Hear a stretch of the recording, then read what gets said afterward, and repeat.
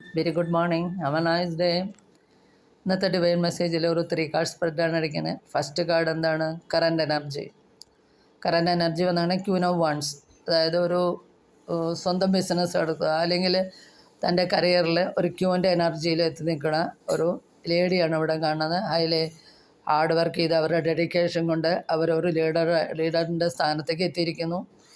ആ black cat അവരുടെ സക്സസ്സിനെ സൂചിപ്പിക്കുന്നതാണ്. ഒരു സക്സസ്ഫുൾ ലേഡി അവരുടെ കരിയറിലെ അല്ലെങ്കിൽ ഫാഷൻ്റെ ലോകത്ത് ഒരു സക്സസ്ഫുള്ളായിട്ടുള്ള ലേഡിയാണ് ഇവിടെ കാണുന്നത്. അടുത്ത കാർഡ് അവർക്കുള്ള ഗൈഡൻസ് എന്താണെന്നത് ഫൂൾ എന്നുള്ള കാർഡാണ്. അതായത് ഇവരൊരു യാത്രയ്ക്ക് ഒരുങ്ങുന്നു. ഭൂതകാലങ്ങളെയൊക്കെ വിസ്മരിച്ചുകൊണ്ട് കൂടുതലൊന്നും ചിന്തിക്കാതെ റിസ്ക് എടുത്ത് വെല്ലുവിളികളെ നേരിട്ടുകൊണ്ട് ആ യൂണിവേഴ്സിൻ്റെ സപ്പോർട്ടോടുകൂടി അവിടെ ഒരു പിന്നിലൊരു ഡോഗിനെ കാണാം. മഞ്ഞ ഒരു നിറം കാണാം. അതൊരു യൂണിവേഴ്സൽ സപ്പോർട്ടിനെ സൂചിപ്പിക്കുന്നു.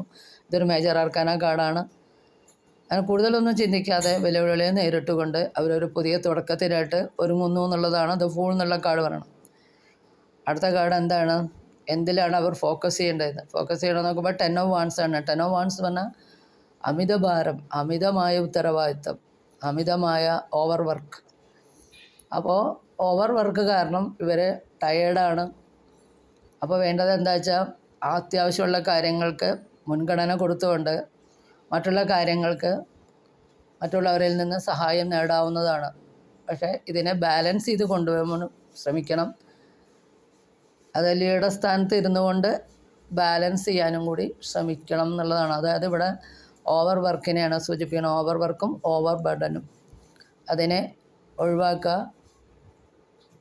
ബാലൻസ് ചെയ്ത് കാര്യങ്ങൾ കൊണ്ടുപോവുക, മറ്റുള്ളവരുടെ സഹായം തേടുക എന്നുള്ളതാണ് ഈ 10 ഓഫ് വാൻസ് എന്നുള്ള കാർഡ് പറയണത്. അപ്പോൾ ഇതാണ് ഇന്നത്തെ ടാരോയുടെ ഗൈഡൻസ്. ഇത് നിങ്ങൾക്ക് റെസനേറ്റ് ചെയ്താൽ please do subscribe, like and share. Thank you.